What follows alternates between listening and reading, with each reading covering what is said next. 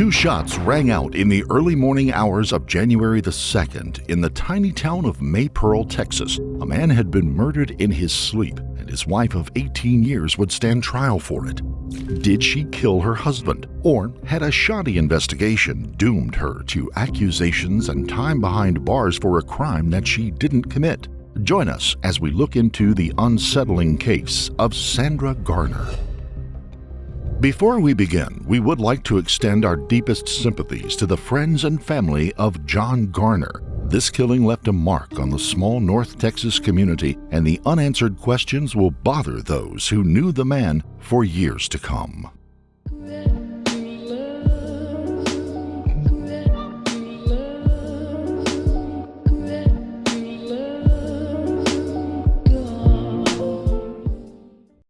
Hi folks, let's take a moment to talk about today's sponsor, HelloFresh. As we're moving from summer into fall, things get busy and it's hard to find the time and energy to put together a good, nutritious, and delicious meal on your table. If you've got 15 minutes to cook, and even the most basic of pots and pans, a HelloFresh meal kit can turn your dinner time into the highlight of the day. They provide fresh, wholesome ingredients, all the herbs and sauces and everything else that you need to follow the instructions and create a portioned out, ready-to-go meal right out of the box. And since variety is the spice of life, HelloFresh offers some 40 chef-crafted recipes to choose from every week. You can even add on all sorts of snacks and extras from their specially curated section of over 100 items, all for 25% less than you would spend on takeout. Many times even less than what you would spend on groceries. It's delivered right to your door. Now, I recently tried 3 different menu items: the soy-glazed chicken and scallion broccoli, old-school deli burgers with coleslaw and crispy fried onions, and one that was spectacular, the one-pan cantina shrimp fajitas. I honestly could not have been more pleased with how easy they were to prepare, and the whole family praised how good they tasted. So, go to HelloFresh.com and use the code 50BeyondEvil, 50BeyondEvil at the checkout, and you'll get 50% off plus free shipping. It's just that simple. Go to HelloFresh.com and use the code 50BeyondEvil, or you can just click on the link below. Maypearl, Texas is about 40 miles north of Dallas. It's a quiet little town of just under 1,000 residents in Ellis County. Located in the north-central plains of the state, it's nestled in some of the flattest prairie land to be found. It's known for its hot and humid summers and mild winters. John and Sandra Garner had moved to the town of Maypearl just 2 years before. John was a general manager with DHL Motors and was originally from Paris, Texas. He and Sandra had met 20 years before through work and struck up a romance, even though she was 13 years his junior. Sandra had been married twice before and had 2 children, Wes and Andrea Miller. After 2 years of dating, the couple married on New Year's Day. Wes would take immediately to his new stepfather, while Andrea didn't immediately warm to the man. John could be blunt and sometimes abrasive. He had a reputation as a tough boss at work, quick to terminate the employment of anyone who wasn't up to the tasks of the job. He undoubtedly loved Sandra, and when she was diagnosed with multiple sclerosis in 2014, he stood by her. As Sandra became unable to work, John became the family's only breadwinner, and he devotedly took care of her as she became less and less able to handle the tasks of life. He gained Andrea's admiration during this time as she came to see how devoted he was to her mother. It might not have been a traditional family, but it certainly seemed to be a strong one. John's father and stepmother would eventually purchase a home right across the street from the couple, cementing the close relationship the whole extended family would enjoy. And then, just the night after celebrating their 18th wedding anniversary, it would all come crashing down in gunshots, death, accusations, and betrayals. On this night, in the early hours of January 2nd, 2018, it was abnormally chilly for the tiny Texas town, with temperatures in the mid-20s. A Tuesday night, with work schedules that most people had, you can imagine that most of the residents were settled into bed, covered by their blankets and sleeping warmly. Then a call came in to the local 911 center. 911, what is your emergency? I need somebody to come. I need a police. I need an ambulance. My husband's been shot. Okay, what happened there? There was a man here, and he shot him. And he told me not to call the police. And do you know where the male subject went? No, I was in the bathroom, and he told me to sit down and count to 100, and not to call the police until I got to 100. He said if I called y'all before he reached 100, he'd come back and kill me. Please hurry. I think he's still alive. He's making noises. Please. What can I do for him? You want to try to do CPR? Yes. Yes. I need to lay him flat on his back on the ground and remove any pillows. On the ground? You want me to get him off the bed? Yes, ma'am, if possible. We need to try to do some compression. Okay. He's on the floor. 1, 2, 4. 1, 2, 3, 4. It would take 15 minutes for officers to arrive to the scene of the crime. Maypearl Police Chief at the time, Brad Norton, was among the first to make it to the home on Cedar Creek Circle. Inside the home, Sandra Garner had dragged the body of her husband onto the floor of the bedroom and was attempting CPR as instructed by the 911 operator. Police! Please help him. And we see the body on the floor. His name is John. John what? Garner. Officers from the local police department and the Ellis County Sheriff's Office make their way to the home, where they encounter Sandra as she pleads for assistance. They quickly check and declare that 42-year-old John Garner had died from the wounds he had received. No, ma'am. Come on, sweet. Come on. Y'all gotta get him. Y'all gotta get him, please. It dawns on the officers that they have not properly secured the house or checked to make sure that the gunman was not still on the premises. They then move from room to room, finding no one else in the home except for Sandra and the family dogs. Did you find him? No, ma'am. Nobody's here.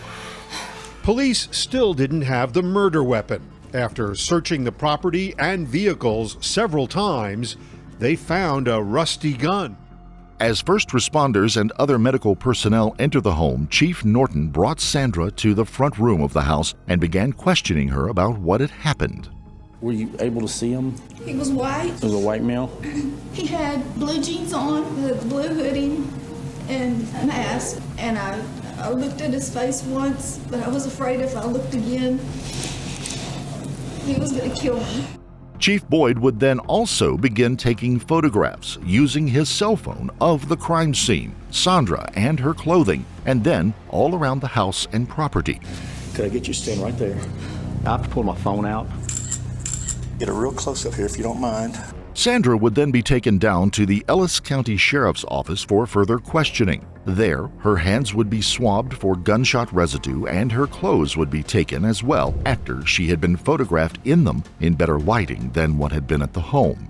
Testing would show no traces of gunpowder residue on her hands and only 3 tiny pieces of residue on the left sleeve of her shirt, the sleeve that would have been closest to her husband in bed at the time of the shooting. She would then be questioned by Chief Norton, looking for any kinds of leads that would help them find who had murdered John Garner. Did you wake up any before the incident happened? Up, and then I had heard a gunshot. You heard a gunshot? Heard 2 gunshots. And then somehow I ended up on the floor beside the bed. I started screaming, hoping somebody would hear me. He said, "Shut up." I said, "Please don't kill me." So I worked my ass off, and then he fired me. He says, "I lost my house, I lost my wife, I lost my kid." Sandra said that she took the shooter to the closet of their bedroom where they kept personal records and cash inside a fireproof lockbox. Before opening the closet door, which turned on an automated light within, Sandra had not been able to get a good look at the man in the darkness of their bedroom. Before that moment, she had only been able to tell that he held a flashlight in one hand and a gun in the other. He had a mask on. All I could see was his eyes. She would hand him all of the cash that was in the lockbox. She told Chief Norton that she couldn't be exactly sure on how much money was in there at the moment, but she had counted it a few days earlier and there was $18,000 at that time. The killer, she said, took the money and then told her to count to 100 before she called the police. He said that if he heard sirens or saw police before the count of 100 was reached, he would come back into the house and kill her. Sandra said that she counted as quickly as she could, then called the police. Where did the masked man go, though? In the minute or two it would have taken for Sandra to count to 100, how far could the man have made it? The Garner's home is located in a circular loop off the main road. The houses, while fairly well spaced between each other, they were still close enough together to keep an eye on each other. Curiously, there were no reports of any strange vehicles in the area, and no one reported the sound of a car leaving in a hurry. Could the assailant have left on foot? The little neighborhood was surrounded by a sizable amount of open land, including a large field and a sizable pond. Anyone trying to escape in that direction would have to have some knowledge of the area to get out without getting lost or being spotted on someone else's property. If the assailant was who they said they were, they'd have to be someone fired by John since he had begun working at DHL, and all of those people would eventually be ruled out by investigators. Could it have been someone from his days at Maypearl or the Campbell Soup Company? It's very unlikely that anyone from Paris, Texas, some 2 hours and 20 minutes away, would have the kind of knowledge of the area around the Garner's home. Still, the idea that an assailant could just drive away from the scene couldn't be ruled out simply because of the 15 minutes or more that it took for police to arrive on the scene. Investigators would later admit that while Sandra never strayed from or changed her story at all from that night, there were some details that made it shaky. It was just one of many things that couldn't be nailed down about this case. While Sandra was being questioned, police and forensic personnel combed the house and the area for any kinds of clues. Additional photographs were taken by the forensics team, which would prove to be vital in the investigation, not necessarily because of what they revealed, but because all of the photographs that had been taken earlier on Police Chief Norton's cell phone would disappear before they could be transferred and saved for prosecutors. The loss of those photos would add more shakiness to whatever case that they would eventually build. Forensics also had a difficult time because of the amount of people that had been in and out of the house immediately following the murder. Police made no attempt to seal off the home once they had determined that John was dead, so first responders and ambulance personnel had walked through the crime scene, potentially contaminating it or accidentally destroying important evidence. After Sandra had been questioned and checked for gunshot residue, she was taken back to the home, to the scene of the crime, at her request. Once arriving there, she was met by friends and neighbors and had the terrible task of telling them what had happened. John's parents and siblings had been among the group on hand and had to learn of their son's murder there. As people comforted Sandra, one individual member of the family had left and had contacted law enforcement on his own, her son, Wes Miller. Wes would tell Lieutenant Shane Thompson of the Ellis County Sheriff's Department that he had suspicions that things were not as they seemed. He would say that the suspect they needed to look more closely at was his own mother. So you were with John last night? So I said, if she did something like that, I don't understand why. What's your thoughts? I don't want to say. I asked my mom, man. He would then continue suggesting that Sandra could have been the real killer. Dog, big dog. The dogs. Why did they go? How the so-and-so knew how to get in? And for somebody to sneak up on them like that? He then told Chief Norton that Sandra had her own gun and that she kept it under the seat of her car. She could do revolver. She used to keep it in her purse, but I don't stand.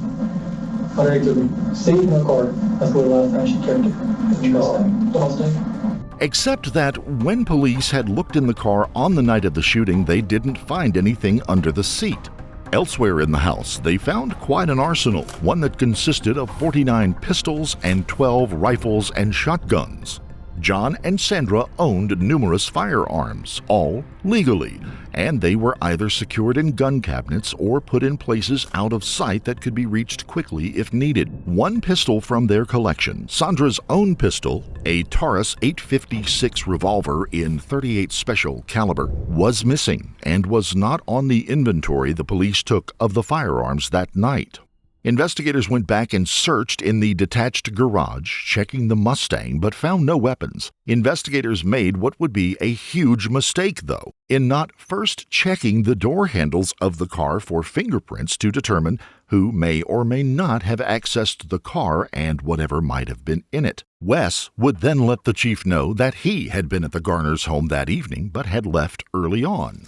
I went back home, drank a six-pack of beer, and watched Netflix. Wes would also speak with Lieutenant Shane Thompson of the Ellis County Sheriff's Office, telling him of his suspicions again the next day. What I say to you, are you going to play it back to my mom? Somebody has said that your mom owned a .38 revolver. She does have a revolver, but I thought it was in her Mustang, and she says she never put it in her Mustang. And if she did, it'll be underneath the seat. Police would come back again and search the garage. This time, the garage and the car were locked. Sandra was across the street with the Garner family when an officer came to the door and asked for the keys. Witnesses said that she was very angry that they were asking for the keys and that she initially refused. She did provide the keys, however, later explaining she was just fed up and stressed from the murder and the investigation. Inside the garage, the Mustang offered up a damning piece of evidence.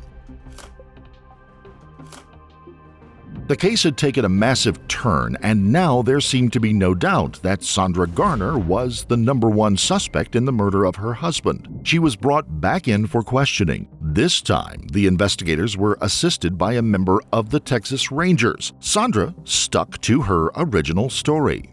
Sandra, I need you to be honest. I swear I'm trying to be honest with you. You don't think I'm being honest? No. Did something happen? What happened? I did not kill my husband. We want you to tell us. That's what we're here for. To tell you what? You want me to say that I did it when I didn't? We want you to tell us the truth. That's it. I told you the truth. You're not telling us the truth. When did you put that gun in your car? There's not a gun in my car. Are you serious?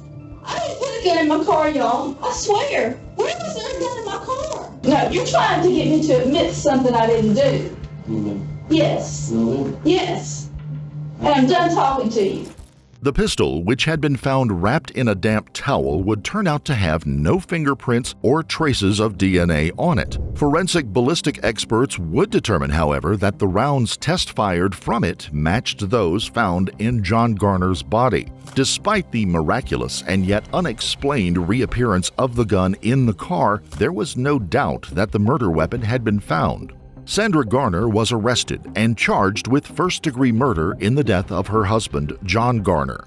Bail would be set at $2 million, an amount Sandra would be unable to put up to secure her freedom as she awaited trial. She would not be allowed out to attend her husband's funeral on January the 13th. She would spend 21 months in jail before coming to trial in room 308 of the Ellis County Courthouse in Waxahachie, Texas.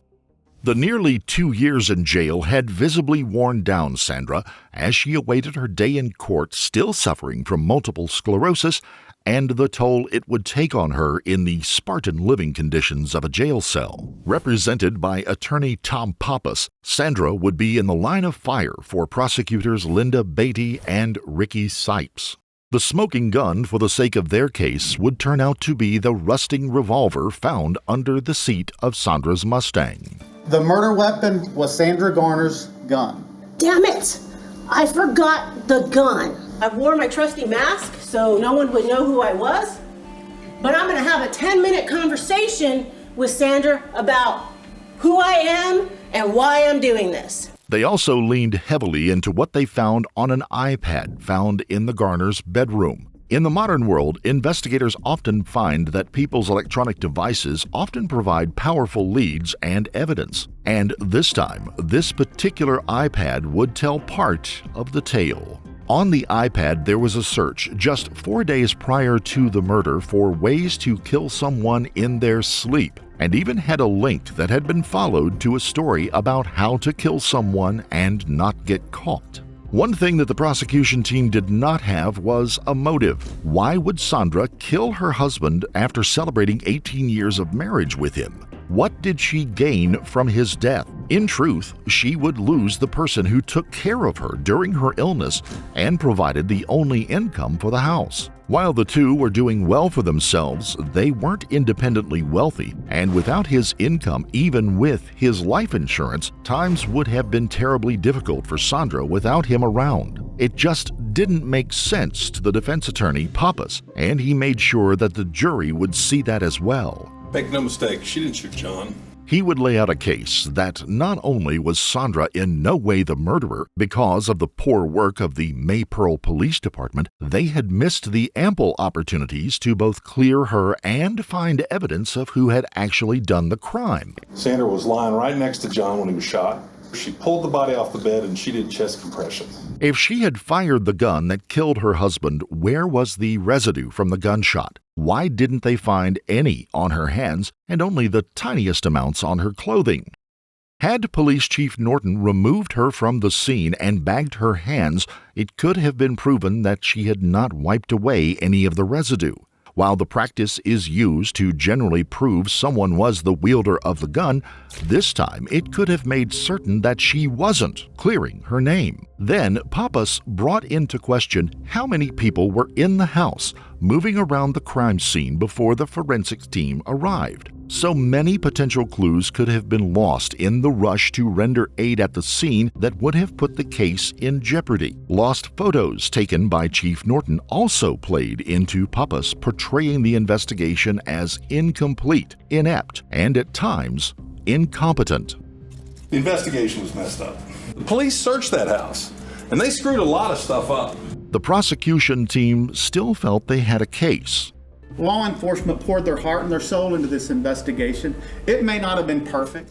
The defense, however, felt that they had neglected someone who could certainly be considered a suspect in the case, Wes Miller, Sandra's son, who had quickly come to them to tell them that he thought she had done the crime. Wes, it turns out, had been at the house earlier in the week. In particular, he had been there on the night that the web searches about murder had been made on the iPad. And in the Garner home, neither their iPad nor their phones were password protected. In addition, Pappas pointed out that while Wes had pointed them to where the gun had been found, police had not secured the car beforehand or taken fingerprints from the door handles on either the night of the incident or right before they opened it and found the gun. By not doing so, they had missed any opportunity to find fingerprints that might have cleared his client and led them to someone else, someone who could have taken the gun, used it, and then concealed it inside the Mustang.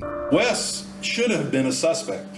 His conduct, when you really look at it objectively and look at Sandra objectively, is more suspicious than hers. They didn't look at Wes. They didn't understand that he didn't have an alibi. And that's an example of where they just gloss over stuff. The prosecution would say they did not feel that Wes was a suspect for a number of reasons. If it was Wes Miller, she would know her own son. There's no way she doesn't know if it's him. Both prosecutors Beatty and Sipes would also contend that Wes was neither smart enough to come up with such a plan, and that he also didn't have the intestinal fortitude to kill John or anyone else, for that matter. It wasn't a ringing endorsement for the man, but it also didn't acknowledge that if he wasn't smart enough to commit the crime, how could he have been smart enough to figure out that Sandra had done it? In the end, some 27 witnesses were brought before the jury and over 400 pieces of evidence were displayed before the trial was put to the question. It took the jury only 3 hours to come to a conclusion and render their decision. If the defendant will please stand. We, the jury, find the defendant, Sandra Louise Garner, not guilty. Sandra Garner, after losing her husband and spending 21 long months in jail, would be allowed to go free. She would be met by family and well-wishers as she left the Ellis County Jail. She would return to her home where nearly 2 years before her husband had been brutally murdered. John Garner's father and stepmother would move away not long after that. They've had no contact with Sandra Garner, but have maintained a relationship with Wes. Sandra has not. Somewhere out there, the killer of John Garner remains free, whoever that may be. If you found this case compelling, don't forget to like the video, comment down below your take on it, and please subscribe to the channel. Also hit the notification bell in order to stay up to date each time we reveal a new shocking case. Until next time, stay safe and keep your eyes peeled. You never know what's lurking in the shadows.